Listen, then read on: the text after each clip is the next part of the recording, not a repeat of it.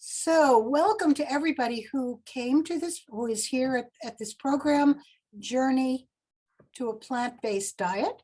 And we are really, really grateful to several people. One, to Eleanor Hobbs, who suggested that we do this program. And two, to our very own Michael and Nicole Griffin, who know a great deal about this subject and offered to do this program. I only had to do a little arm twisting to get them to say yes, but I know they're very enthusiastic about the subject. And I know, I actually, we all know that Michael and Nicole have been very active at First Church for quite a while. And Michael was on the parish board, and Nicole is now chair of the nominating committee. So I can't tell you exactly how long they've been attending, but I'm going to turn it over to them and let them tell you a little bit about themselves before they launch into their fascinating program about plant-based diets. So if you would take it away. Okay, well, thank you for allowing us to share our journey with you. We can say that it has been since 2000 or so that we started this journey to a plant-based diet. It didn't start off, I think we didn't really start off thinking about it until I teach environmental science, I should put that. So I taught about it a lot and the way we affect the earth. I try in my class not to be preachy, to get kids to be able to decide themselves what they want to do. So in our journey here, this is our opinions. We're going to give you a whole bunch of resources and facts and tell you about different things of how you affect the environment, but more importantly, where you can get vegan food and how you can shop for it, which a lot of people like to learn about. Yeah. And then back to how long have we been attending First Church? We started, I think we joined in 2002. So this is our 20th year. Yeah, and I think we started this journey, I think shortly thereafter, like 2003 officially. Yeah. So I can say that it all started with one of my students' parents who threw a book on my desk and said, you need to read this. And the book was Mad Cowboy. And if you're familiar with Mad Cowboy, it was the book that Oprah got sued by the beef industry about. It's a really fascinating look. Howard Lyman was a rancher. He used to weigh over 300 pounds. And in his journey from then to now, he weighs about 140 pounds right now, 150, and he's gone completely vegan. He's lost a lot of ailments that he used to have. But this first book, Mad Cowboy, was the one that got me on a journey into being first a vegetarian. And we were ovo-lacto vegetarians. For those of you who don't know what that means we ate everything plant-based, but we also ate eggs and we also ate dairy products. And as our journey continues, we figured out that that's not so good either for us. So we moved on from there. The next book that we started to read, and once again, a parent threw it on my desk, was Fast Food Nation. So you can see that my parents of my students are very into what we're learning about, and my students often will explain to at home what we're learning. But these two books are good ones if you want to get started. Mad Cowboy is a short read. It's eye-opening about the cattle industry, a lot of which is still prevalent today, about the antibiotics that go into our cattle and everything. And in essence, that gets into us. Fast Food Nation is a broader sense about who controls our food, in addition to about what we're putting in our body. From there, we move on to some of the things that helped us move from vegetarian to being more wholly plant-based. And in this, there's lots of books out there, but two of the books that we found were the China Study, which Nick will talk about in a second, Forks Over Knives. And then I'll talk a little bit about Cowspiracy and Game Changers, two really documentaries that will really get you thinking about what you eat. So you want to talk about China Study? Yeah, sure. So China Study was recommended to me from a snowy day waiting for the bus, the good old 73 going into Harvard Square on my commute. and there was a woman who was waiting for the bus. I hadn't seen her ever before. And somehow we just were waiting, and she was talking about how, she wasn't too thrilled with the school lunch programs, and she had, because her family was plant-based.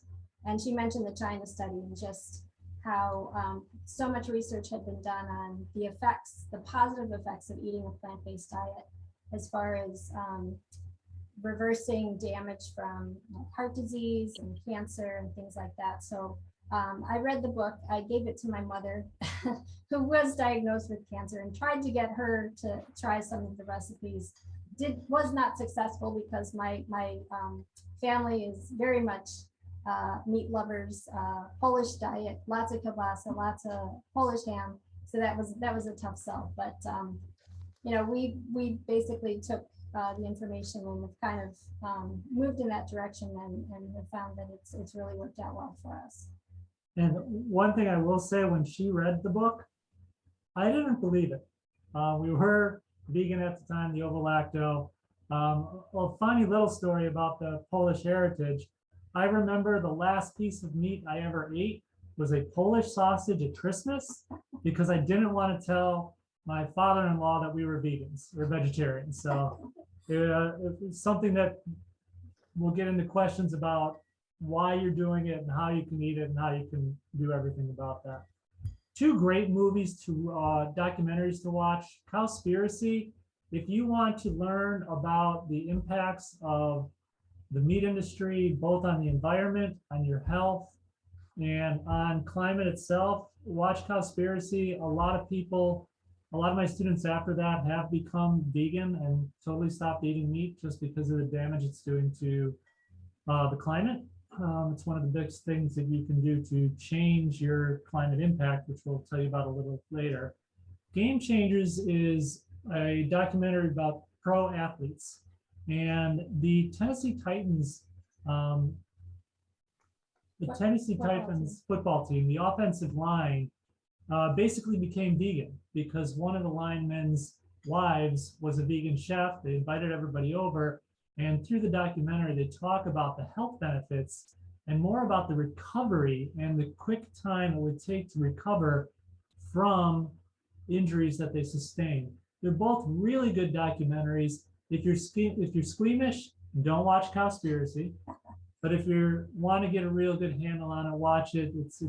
It is very preachy, I will say that, but it's backed up by a lot of science in it. And Game Changers is sort of just the opposite. It's not as preachy as much as it's telling you a lot about how you can benefit your own lifestyle and your own body to be healthier, have more energy, and not get through a lot of the damaging effects that eating meat and eating plant-based can have. So when we talk about the health benefits, these are my experiences themselves. I came from a heritage where cholesterol was very, very high in my family. My grandmother had a cholesterol level of 300. I consistently was around 250, 260 as a vegetarian. Once I became vegan, that dropped to under 200 relatively shortly. The biggest thing that I found that changed in my own personal life was in my hands. My hands and my feet were arthritic, and they hurt all the time, to the point where I didn't want to shake certain people's hands because of the tight grip that they would get. It would just incredible pain in my hands. And today I can say that I don't have that anymore. I don't have any kind of arthritic pain in my hands or in my feet.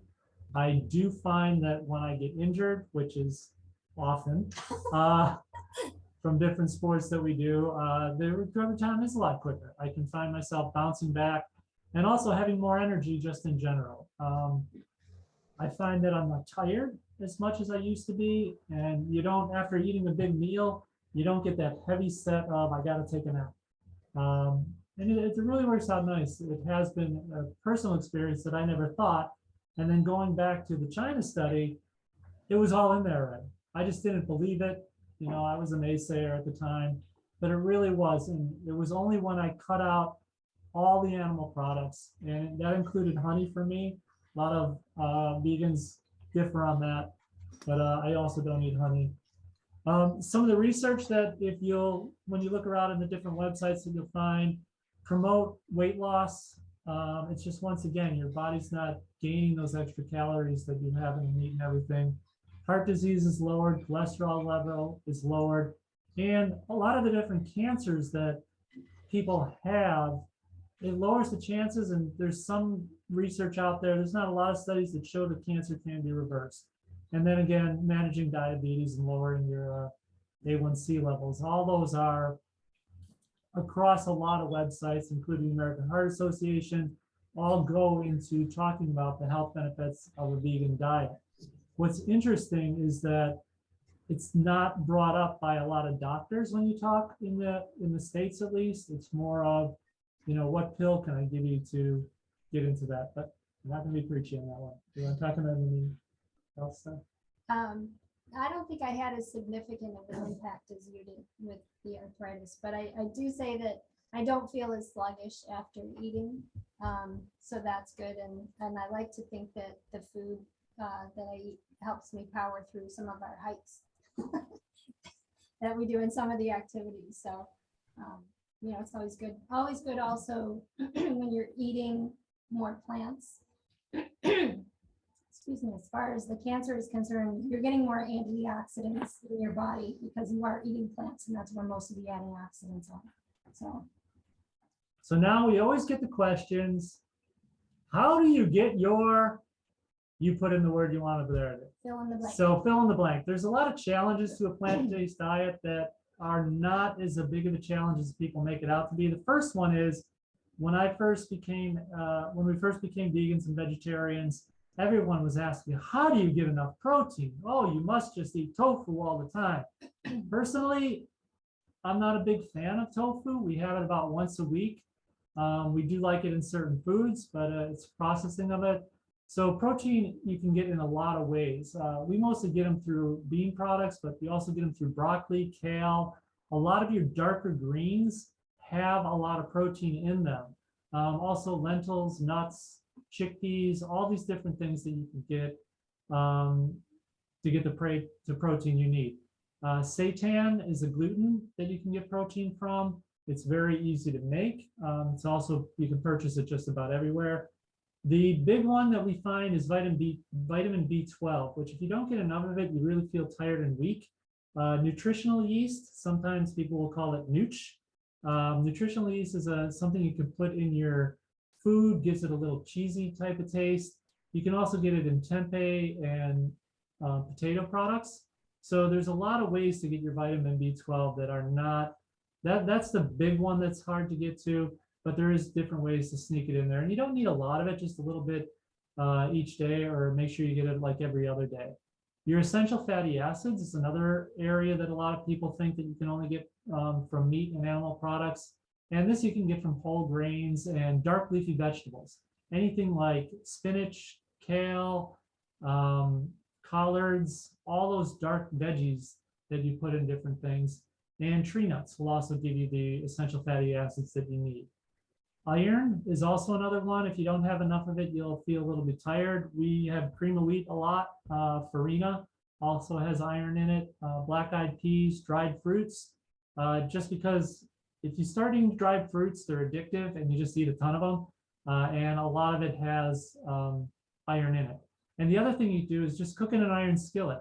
Or my mother didn't have an iron skillet, so what we did was we bought her a little iron fish that you can buy, and you just put it in your skillet to cook different things with. And the iron that comes off of the skillet or that little iron fish is enough to give you enough iron in your diet. It's very small amounts. Vitamin D, when it's sunny out, go outside and expose your skin at least 10 to 15 minutes a day before you're putting on all that sunblock, because the vitamin D, your body can make and process enough just from about 10 to 15 minutes a day outside. So all these are different ways that you can supplement your diet. The other way you can do it is by taking a plant supplement that a lot of people will take to get these things. Vitamin D supplements are common around here, especially because of the lack of sunlight in the winter months. So environmental benefits, there's a lot of studies, and when I talk about climate change with my students and everything, and I've given presentations to the town that I work in, the number one thing you can do to lower your carbon footprint worldwide is basically don't have kids. We blew that one. Yes, we blew that one, and it's one that isn't promoted a lot and shouldn't be. The other thing is just looking at your diet and where your food comes from. The two infographics that we have here, one is the first is your food print and the tons of carbon dioxide per person per year that your food provides for you. If you look at this, meat eaters, just in general, have a huge impact on what they eat. If you combine meat with chicken and dairy, so this orange, blue, and red section, you can see that that is the major area where you're going to be providing your carbon footprint. It's more effective than getting an electric car. It's more effective than putting solar panels on your house, because the amount of energy that goes into not just raising it, but getting it to the market, shipping it, feeding it, and all that is huge. The other infographic that I have here on the bottom more relates to the amount of land that is needed to provide food for the world. So if we look at food production, about 50% of the habitable planet goes to food production. If we live like the people in the UK, about 90% of all habitable land would be used for food production. If we had a US diet, you can tell right now, a lot of countries are trying to move to a US diet. If you think of places like China and India, where they are starting to eat more meat regularly, that's going to have an impact on our global climate and the increase in the amount of carbon through processing, through making enough food for everything. But a vegan diet, if we all went there, we eat lower on the food chain, we eliminate the middlemen per se, and we'd only need about 12% of the habitable land to create all the food we want. I give you 3 different calculators in here to look at your impact on the environment and on the carbon output that you have. The first one is just called a food print calculator. There's a bunch of resources here that you can play with to look at what would happen if I just get rid of red meat. What would happen if I get rid of dairy or lower it? And it gives you a bunch of different ways to experiment with how you can change your diet and the benefits of moving more towards a plant-based. The next 2 have a little bit of in that area, but it also takes into consideration your house, where you live, the type of car you drive, how often you do different things. So we just included these 3 different ones so you can take a little bit of a closer look for yourself on how both your diet and your lifestyle can change the climate impacts that you have in your lifestyle. Now, my favorite part are cookbooks. I have tons of cookbooks, and these series of ones that I have right now presented to you are some really good ones that are simple to follow and really can change your mind about what vegan cooking can look like. Is It Does It is a general cookbook. It has something that you can eat every single day of the week, from breakfast meals, savory things, to fancy meals, different types of drinks that you want. It's a really roundabout cookbook, has a lot of great pictures in it for you to cook. This vegan classic comforts is one that my son hooked me up with. This is if you like the bar food type of stuff and just simple meals. One thing I'm cooking with my students tomorrow is a vegan mac and cheese, because they challenged me to it, and we made a vegan mac and cheese from this cookbook that has no nuts, which is surprising for most cheese. And it really is, if I served it to you, I don't think you would be able to taste the difference. For the people who like slow cookers, the vegan slow cooker is a great cookbook to have, because you can just put it on in the morning or the night before and have a lot of different meals. There's a lot of things that you can cook in the vegan cookbook. One quick tidbit I have that I would say is another way to lower your footprint on society is to try and do a zero waste cooking. So when we cook, we'll save a lot of our scraps and stuff and make broth we'll make a vegetable broth out of all our scraps that we use from things we cut up. And we usually do that about once a week and get enough broth to cook for the entire week. It's a cheap, easy way to do it. And you're once again eliminating some of that processing that can go into the different things. And that's usually in the slow cooker. That's usually in the slow cooker. I just dump it all in, cook it for the day. Nick has to smell it while she's working and I'm at school. Yeah, it makes me hungry. The Afro vegan is a Caribbean food. And one thing that I'm finding out a lot is the diversity of chefs that are vegan, and they tend to be in a lot of the ethnic neighborhoods. And this Afro vegan book is a great one and has a lot of Caribbean type recipes and African-American recipes. Joy of Baking will change your mind about not cooking with eggs or egg substitutes. Nick uses it a lot, and a lot of very quick and easy recipes. And once again, some things that can make it more fancy or less fancy if you want. Thug Kitchen, these guys are hilarious. Later. But it is the Thug Kitchen. Once again, simple, easy recipes, good food, everything from snack type food to elegant meals and dinner. So it just runs the gamut. So when the one question I always hate when people ask me is, well, what do you eat? I don't go up to people and say, well, what do you eat? You're a meat eater? What do you eat? Well, we eat plants, and we eat plants and make it a whole bunch of different ways and have fun with it, and don't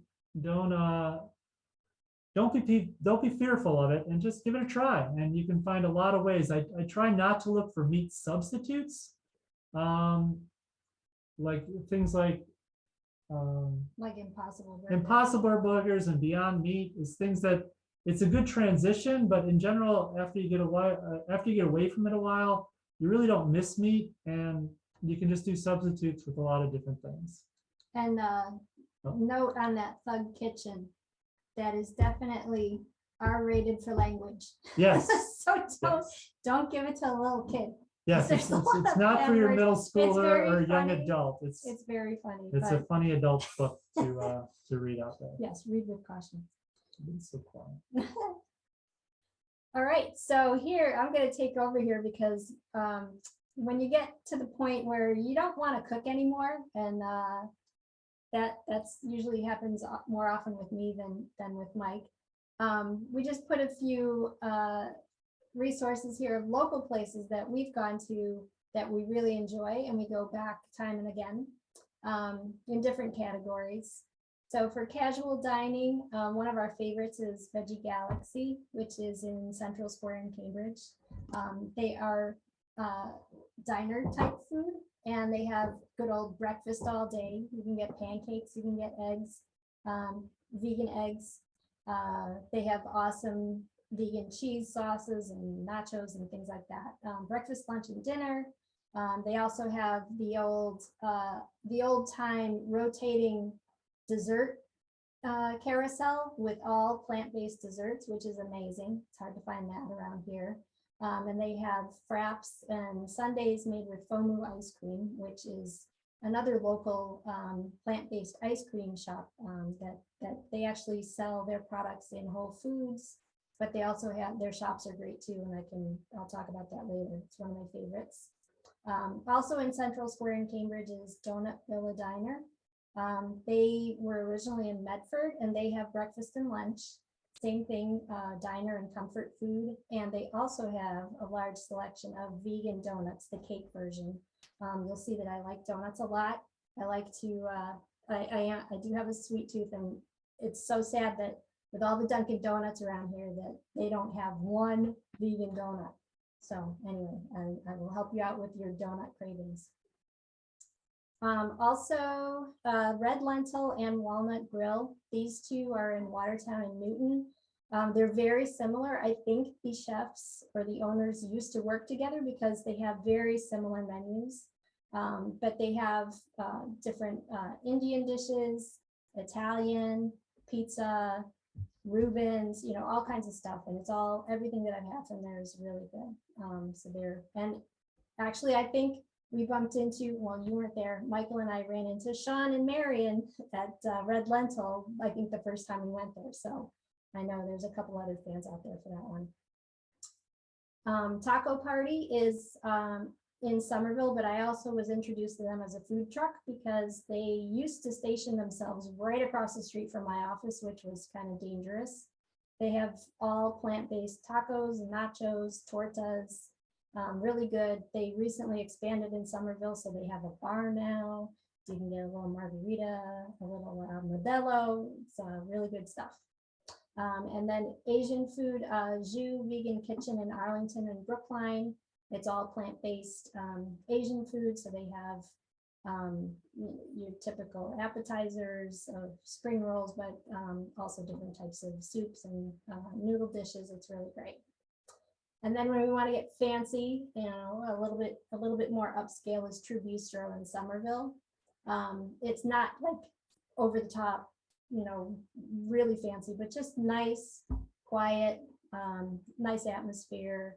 They have really good food, and it's just really good service. So we go there. We save that one for like anniversaries and once in a while, and really good brunch. So if, you know, we go to church and then we're like, hey, let's do a nice brunch, we'll go to True Bistro. And then aside from that, one resource that I use all the time is Happy Cow, which is an app that you can get on your phone. You can also check them out on just the computer. But they have great searches for restaurants wherever you are going. You can save trips. So if we're going to Vermont or something like that, I can put in, I'm going to Burlington. What do you have there? And it'll show a nice map of either vegetarian, vegan, or vegan friendly or vegetarian friendly restaurants. And people write little reviews. So it's like a Yelp just for vegetarian and vegans. That's great. One thing I will say about dining out, don't be afraid to ask for a vegan menu, because a lot of times they'll have one and just not display it all the time. It's usually things from their menu that can be made vegan. And we have been finding lately a lot of our either our waiter or waitress or our bartender is actually vegan. The last couple of restaurants we went to, as a matter of fact, and they were able to guide us on their menu of what they get and how to adapt a lot of the meals to a vegan. So it's really important that if you don't see anything on the menu, just ask. A lot of times they'll have something for you. And sometimes we've even just said, you know, just surprise us with something that doesn't have any animals in it. And a lot of times the chefs will do that for you. Sometimes they get excited about doing it. And now you're donut extravaganza. Wow. Before you go on, I just want to say I tried to type something in the chat and it doesn't seem to be working for everyone. I wanted to just say that a PDF will be sent to you at the, I'll email it to everybody that Mike has created, and we'll have all of the slides in it. So don't worry about jotting everything down, and it will have links. So yes. All right, so dessert and breakfast because of donuts. So I did mention FOMU. That is they're in 4 different locations there: Alston, Jamaica Plain, South End, and Fenway. They have their entire shop is plant-based. They have ice cream, they have cookies, they have brownies, they can make sundaes. It's really, really good. They have coffee. One of my favorites, as I mentioned, good old flavors like candy cane at Christmas time, eggnog. It's an obsession of my wife. We have to go to FOMO. I'll get something from them on Twitter and I'll be like, oh no, FOMO has whatever. Gotta go. And you can get FOMO at some Whole Foods and stuff, but they only have the chocolate, coffee, and usually strawberry, I think. Yeah. So going to the FOMO one in Alston is really good because they have so many more different varieties. Oh, so good. We gotta go. And then Roncatori's in Belmont actually has 3 plant-based flavors. So if you want to support the local, I would go there. They have, I think, chocolate, vanilla, and coffee. And I do believe they also had vegan hot fudge. So we gotta hit that up. So that's awesome because their hot fudge is really good.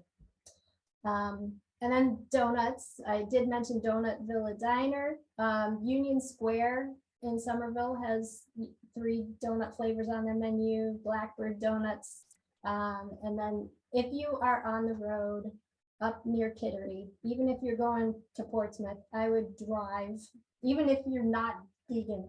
The whole shop is plant-based, and yeast donuts like Dunkin' should be doing, but they're not. And it's so good, so good. There was a line out the door when we went there, which if you think of Kittery, Maine, you don't think of a vegan donut mecca, but it is. So worth a stop on a road trip. So then where do we buy our food and stuff? There's a lot of places, and more places are starting to provide vegan options. And I go to a lot of different stores, but Wegmans, I would say, has the largest selection of vegan and plant-based food, both in their freezer section, in their, they have tons of products, the different cheeses, sauerkrauts, anything you can think of. Wegmans has it. A lot of pasta, a lot of raviolis. They have gnocchi. They have pierogi. You did. Okay. So Wegmans is the best. I used to go to Whole Foods all the time, and I still do. However, in the recent years, I find that Whole Foods doesn't carry as much things anymore, or they're sold out of it, or they're getting to be trendy. Trader Joe's is also. So these Wegmans, Whole Foods, Trader Joe's all have a lot of vegan products that you can get on a regular basis. And even Star Market nearby us also has a lot. Foodies Market, which used to be in Belmont Center, is one of the biggies for vegans. 2 places that are kind of like more local type thing. Eastern Lamagen has a lot of products that you can get that have a vegan lifestyle to them. Very inexpensive at Eastern Lamagen, and really nice people that work there, and you can talk to them. They're not the store is not vegan, but they do sell a lot of products and a lot of odd things that you might need as far as spices and stuff. Same thing with Deborah's Natural Gourmet, which is in West Concord.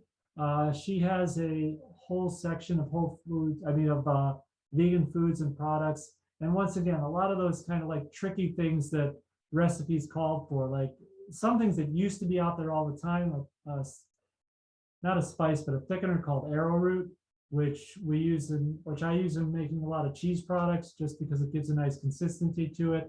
I had to go to Eastern Lamagen to find it because none of these other stores had it. And then I would say the farmers market, there's a lot of pop-ups that are coming out now that have vegan food in them. Just this last summer, there was a consistent vegan pastry that was at the Belmont Farmers Market. So just looking around, it does take a little getting used to, but once you know where to look, you can find a lot of places that provide the vegan options for you. But I would say if you're going to one place and you want them to find the most, get over to Wegmans. They have a huge variety of plant-based food. Pretty much anything you can think of that you would normally get as a meat eater, they have it as Wegmans in a plant-based format. And the other thing that's nice about them is they have a huge variety of different options. And now online resources. Yes. So online resources that have been out there that I've used a lot. The first one is Boston Vegetarian Society. This is a local vegetarian organization. They have a lot of resources for people to learn more about being a vegetarian or a vegan.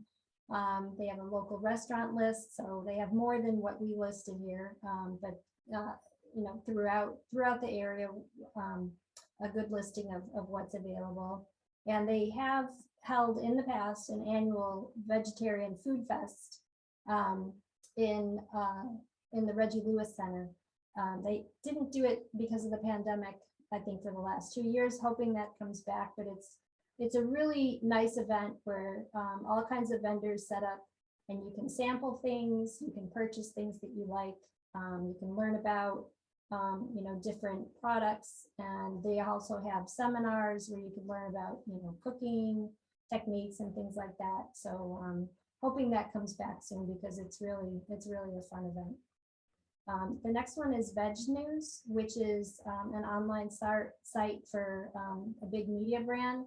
That we got introduced to them by the magazine that they produce, which used to be monthly, but it's now quarterly. And it's full of all kinds of delicious recipes, lifestyle articles, fashion, other news. They talk about celebrities, which celebrities are vegan, and Joaquin Phoenix is like big on their list right now, especially since his Oscar speech after he was in The Joker. But they have tons of information there.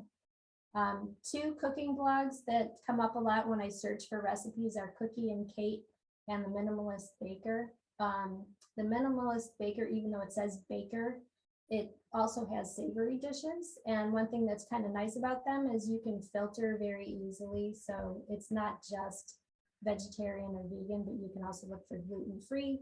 And it's very simple. The person who writes it tries to keep to, less than 10 ingredients. Sometimes only one bowl is required. So it's just a nice, quick and easy way to cook. And then aside from that, on Facebook, there are some sites that I follow or I've joined. Take it with a grain of salt because it is social media. So you will get some people who are trolls here and there. But it's nice to be able to ask for tips from others in the community or just see what people have found.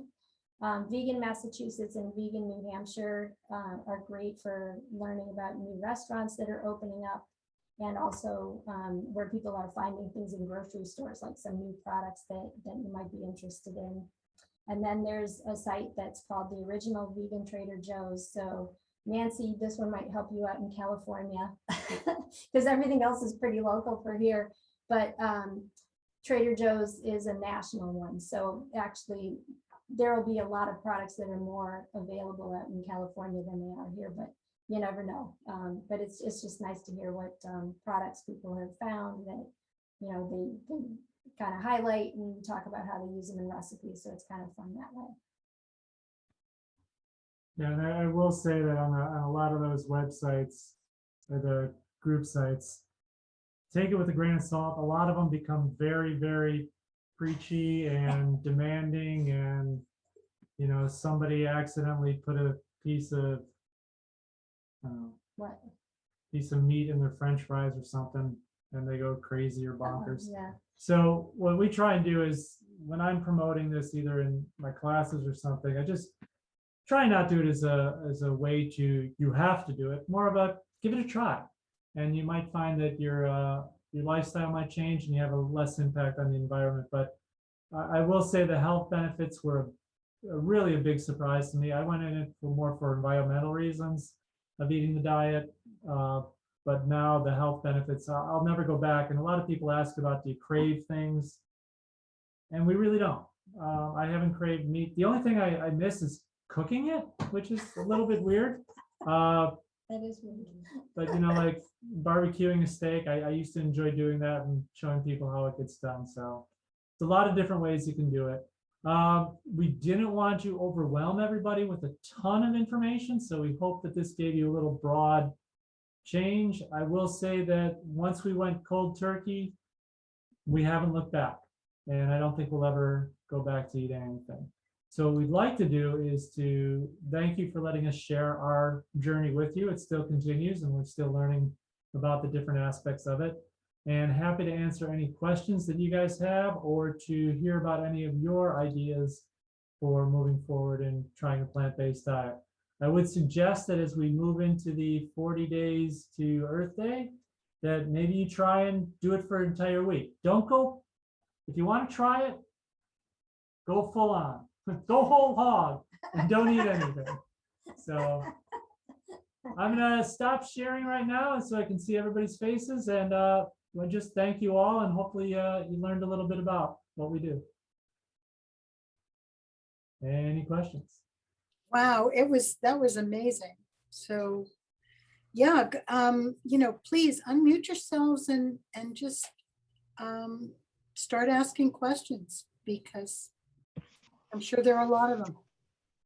I have a question. Yeah. I don't know who that was who just said that. I have a question. It's Christine O'Neill.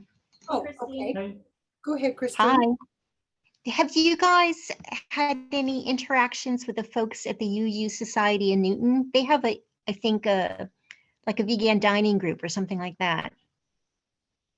No, we haven't. I was not aware. Okay. That sounds cool.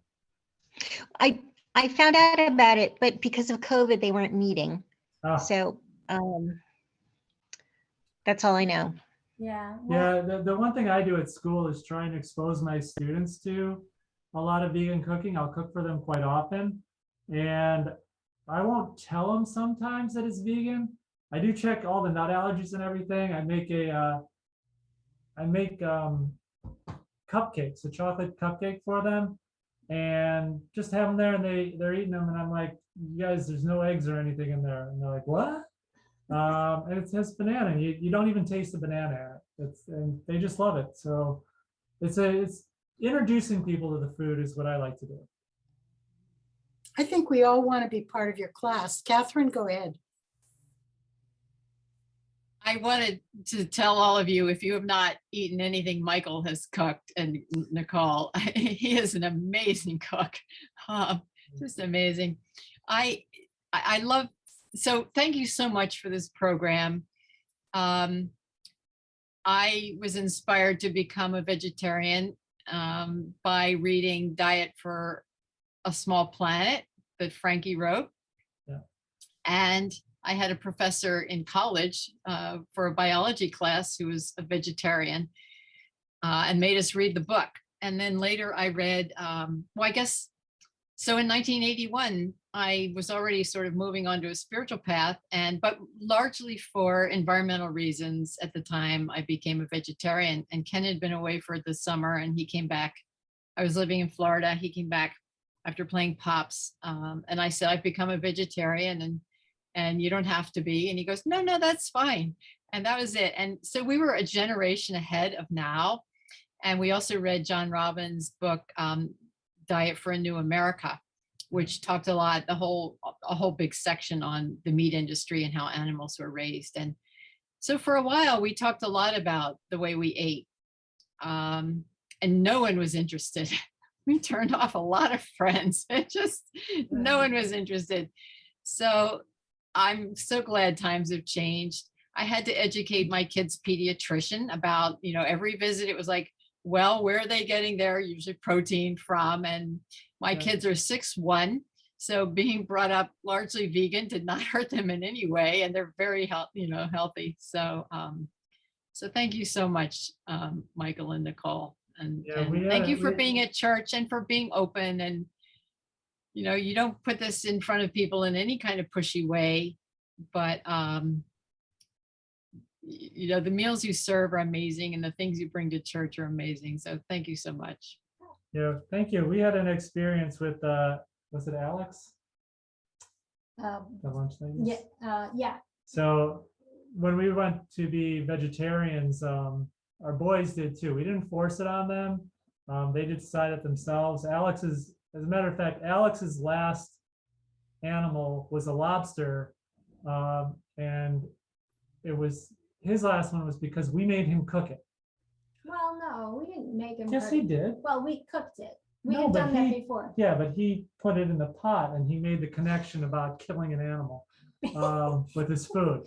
Yeah, But- if people had to kill their own animals, I think There'd be a lot less. eating differently. And then the other thing was when he was in first grade or second grade, when we became vegetarian and he was going through the lunch line, the lunch ladies were giving him a hard time about not taking the meat because you had to get it because that's the only way you get protein. And he was crying because he was like, this is not true. So it's a tough experience, but luckily nowadays it's a lot easier and a lot I did more. not get anywhere with the high school food service people. I mean, the Yeah. director at the time, he was very nice. He listened to me talk. I was like, you have to have more vegan food. My kids are vegan. And he was very nice, but nothing changed. Yeah. Yeah, it's hard to do that with the subsidies that come into the schools. The school lunch program. Yeah. Sean has a question. I know I gotta go. The kids gotta go to sleep and they're not letting each other sleep. Mike and Nicole, thanks you. I You're enjoyed welcome. it. Thank you. Good to I'll see be you, back in Sean. touch. Bye. Good night, kids. What is it? Lauren, do you have your hand up? We're almost to have. Go I ahead. do. I have a question. Well, actually, I have a comment and a question. So my comment was, you mentioned the vegan bakery in Belmont. That they're called the Sweetheart Vegan Bakery, and they're only online, but they show up at the farmers market, and they have great stuff. Everything I've had there is delicious. And then my second question was, I feel like there's a lot of products now. I mean, in our family, I would call it sort of hybrid. The boys are very much meat eaters. And I think if it was just me, we'd probably, I think I could easily go vegan.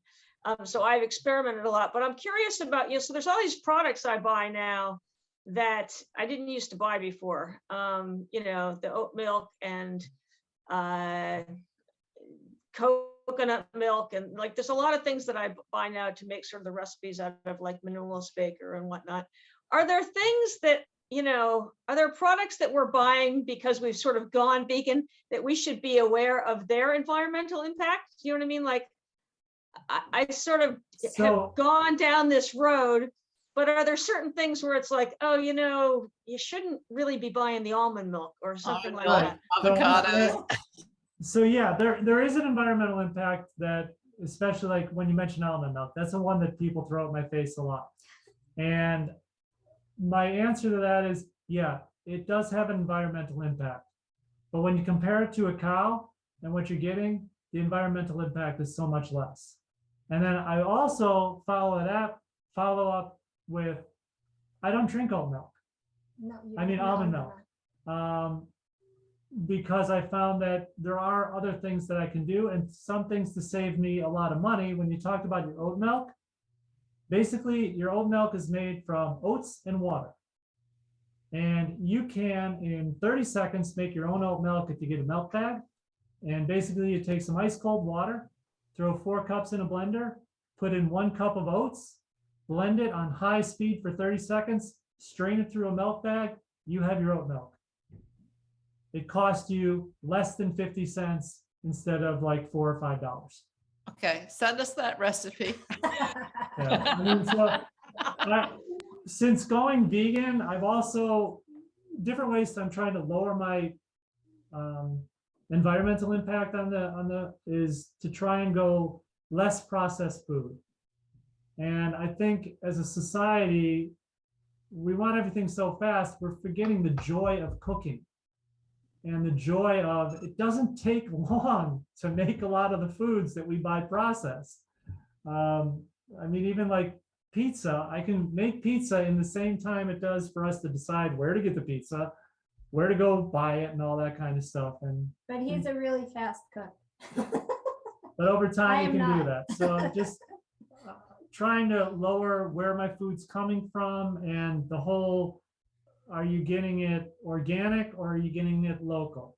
And pesticides are everywhere. They're going to be everywhere. Going with the organic stuff helps a lot with reducing that.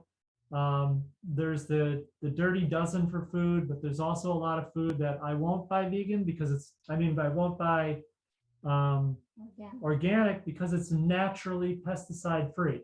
Bananas, you don't need to buy them organic. Asparagus, Brussels sprouts, bugs don't like them. We do. So you don't have to worry about those kind of things. Things that you should always buy organic are apples. Things you eat the skin off of that they really process, and strawberries. Yeah, the dirty dozen is, you can look it up, and Peaches. there's a lot of stuff that you should try and get organic. Can you add that to your slide deck? The dirty dozen. I mean, the things that you should always buy organic and the things that you shouldn't. Yeah. It's really easy to find the list if you look online. If you look It's very online and look up the dirty dozen, for food products, for fruits and veggies. So I had one more question too, Yeah. which is, I know you make your veggie stock in, now I know that you make it in the slow cooker. Can you give us a brief overview of how you do that? Like, do you just chuck all the vegetable toppings in the fridge for a week, or? What I do is I have a big bin that I pull out and I store it in my freezer. And just like when I peel a carrot, you wash carrot, you peel it, peel potatoes, cutting up the onions, take all the skins and stuff and save them in the canister. And then usually on Monday or Tuesday, I'll just dump it all in the slow cooker, pour in a bunch of water, add some peppercorns and a bay leaf and some salt if you want, and turn it on. Okay, thanks. And then you just strain it. That's all you need to do. End of Lauren question. Thank you, Laura. Jean, you've been quiet. No questions from Jean, because she's usually the one person who has at least 5 questions. Calcium, that was the other thing on the list. You mentioned vitamin D, but what do you do about your calcium? Calcium is in a lot of your leafy greens, your dark Leafy greens, right? So Yeah. yeah, I And mean, almonds. and your almonds, the nuts and all that kind of stuff will Yeah. have it. Right. You'd be surprised how much we've been brainwashed into believing we can only get calcium from milk. But if Oh, you no, really, I mean, no, right. but I mean calcium from milk and different types of dairy and cheese and Right. stuff, or yogurt and all that. It's basically all milk. And sometimes I'm blunt. It's like we're the only animal that continues to eat other animals' baby formula, because that's essentially what we're doing. We shouldn't be. We've been weaned off it. We don't need it. And in a lot of societies, they don't do that. And I have become lactose intolerant.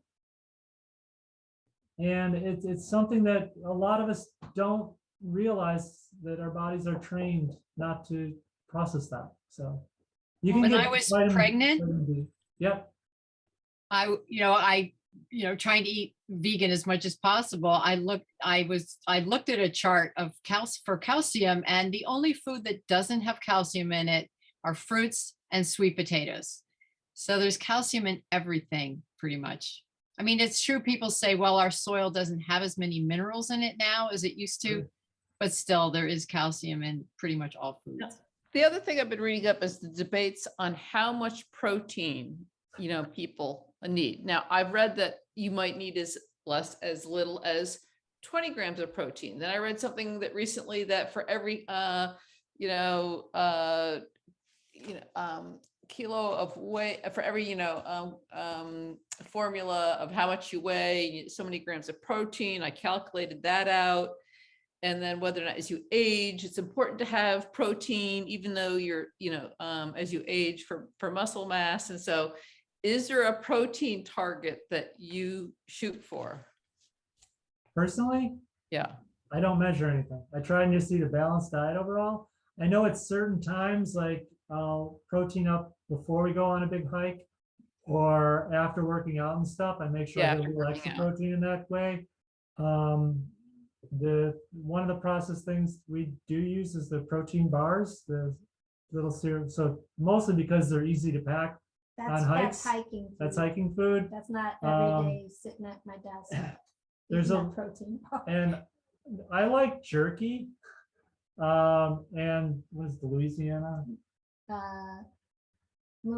Louisville company sells what I consider is the best type of jerky that there is. It is available at Whole Foods, not anywhere near the jerky section.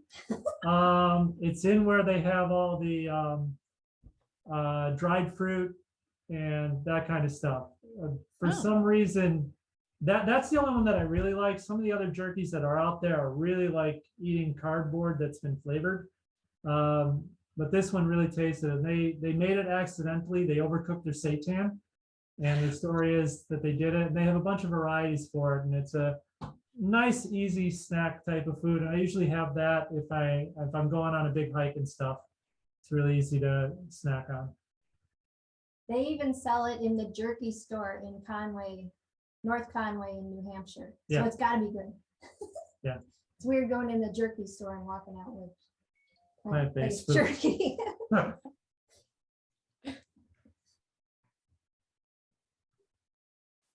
Any other Any- questions? Any other questions? So what is your favorite hiking bar?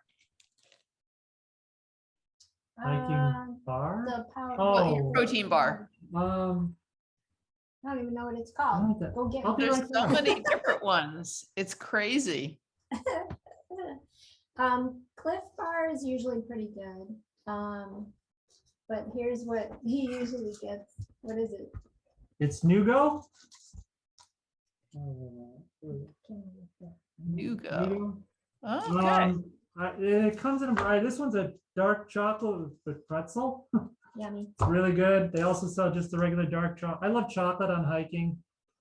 Dark chocolate. Yeah, most You of your should dark always have dark chocolates are vegan. You don't have to worry about them. Only the milk chocolate you need to worry about. And there is a white chocolate out there that they sell at Whole Foods and a couple other places if you need white chocolate, which isn't really chocolate, but that's a whole nother story. Well, that's the most important thing, chocolate. I mean, yeah, I think that's really important that we covered that part.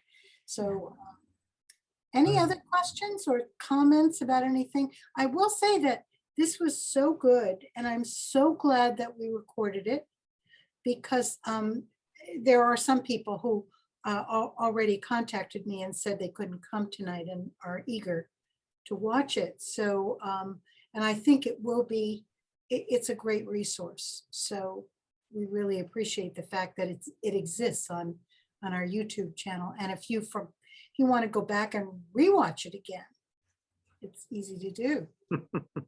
I have a last question. Why did you decide to go away from honey? You said there was sort of a,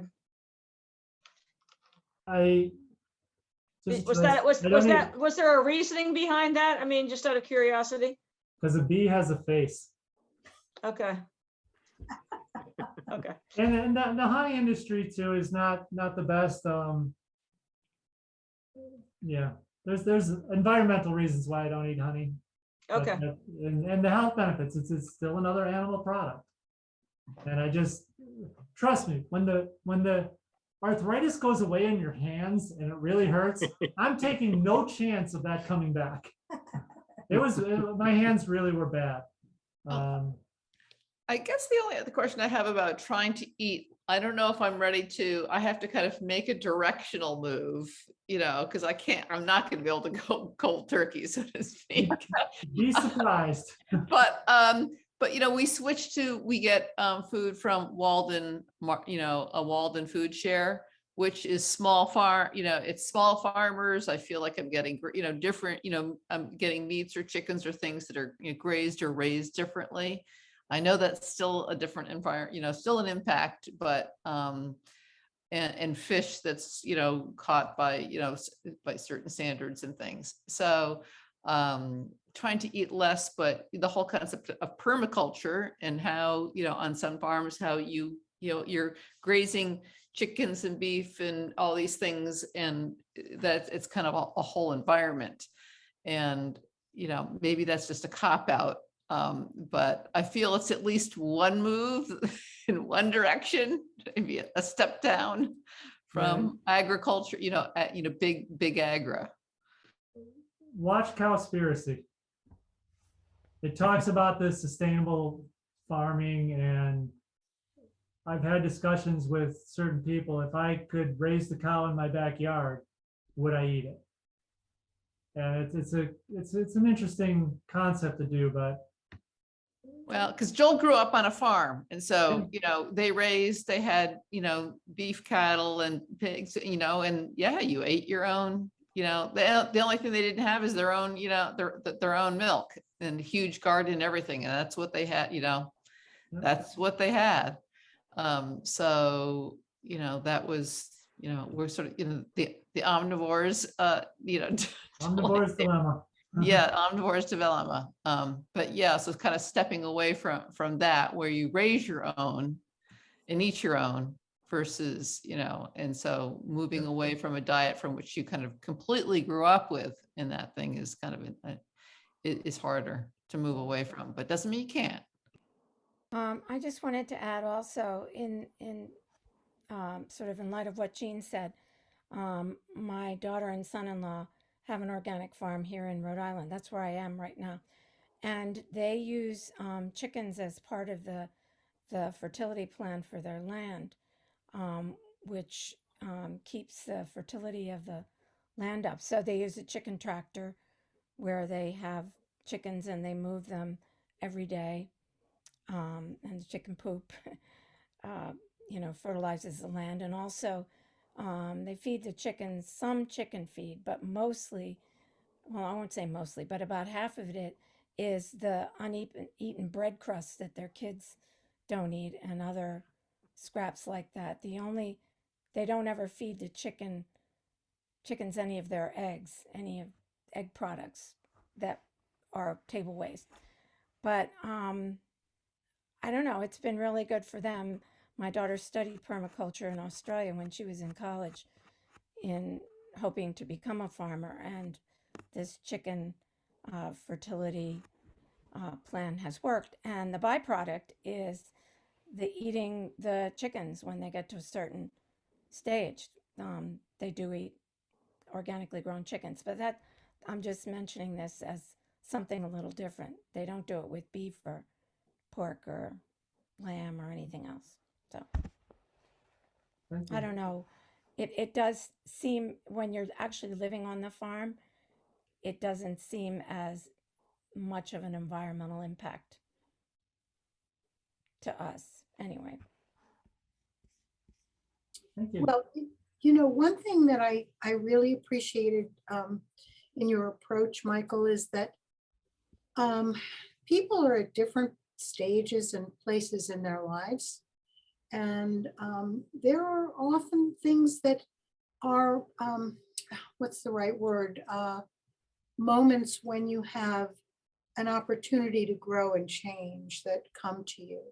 And then there are other times when you're stressed and you can't handle anything extra. And so, but I do believe that everybody has their own path, and they, as Unitarian Universalists, we're open to looking at all sides of issues and not saying this is the only way. But I think it's been really helpful to get us into a place where we have a greater understanding of your journey, and also the environmental and the dietary implications of switching to a vegan diet. And so, and not to mention, the least of it is we now know where we can go for restaurants when we decide we were going to go out and be with people. So, so before we close, any other further questions before we let Michael and Nicole go and have their dinner? No. I also want to add that. Go ahead. Oops, sorry. I just want to add that I'm really thankful also that through First Church Cooks, a lot of the foods that we have introduced me to other methods and things which have helped me look at cooking differently. And so that's been really helpful, and to also how you always are able, Nicole and Michael, to offer an alternative, and that is so helpful. So I really like having the community to kind of pull us along. And this month, that is true. Also, there's a vegan alternative to Jackie James's Southern Aunt Dot Spanish pork chop. Yeah. So one of the things I would like to see in the future is, I've been very upset by the meals that the parish board or the fellowship committee or whoever's putting on food after some of our big church meetings, ham sandwiches especially. I would love to see us move toward more either at least vegetarian, if not vegan food at church meals when it's being provided by the church. And I would like to see FCB green talk a little bit more about this in their list of all the things you can do to be green. I mean, you know, as you were saying, I've been a vegetarian since 1981. That is a way smaller footprint than a lot of other people have had. So I may not have an electric house, but so anyway, I'd like to see more of this at church in terms of more awareness. In It's terms of church. interesting when people talk about lowering their carbon footprint, they hardly ever talk about food. Right. Yep. Okay, well, thank you all for being here, and we look forward to having another program at some time in the future, Michael and Nicole, because it really was really wonderful. So thank you again. So much. I love the tone of it. I love that it wasn't preachy, but you just gave us opportunities. Wonderful. Thank you.